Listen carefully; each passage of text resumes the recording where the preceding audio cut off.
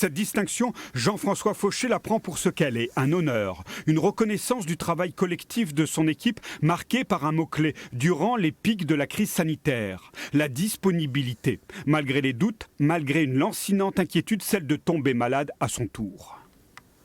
On voyait bien que les professionnels de santé étaient quand même, faisaient partie des personnes à risque de contracter cette maladie. De toute façon, on a essuyé les plâtres et on a tout découvert. Mais finalement, on a quand même eu des jalons qui ont fait qu'on a réussi à ne pas être débordé. Chef de service des maladies infectieuses au CHU de Limoges depuis 2016, cet enfant du pays est aussi un grand voyageur. Le Bénin, le Gabon, pour lutter contre le paludisme au service des autres. Alors, la polémique sur la vaccination le laisse de marbre. Non, les personnels de santé ne sont pas prioritaires. La population qui a le plus de risque d'être hospitalisée, c'est quand même les plus de 75 ans.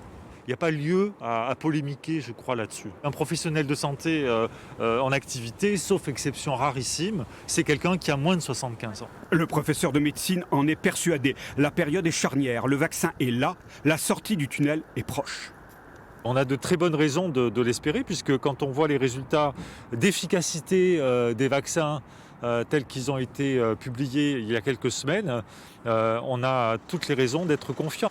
Et à ceux qui doutent de l'intérêt du vaccin, ce spécialiste veut croire que le principe de réalité prévaudra. Parce qu'avec ce virus, il n'y a rien à négocier.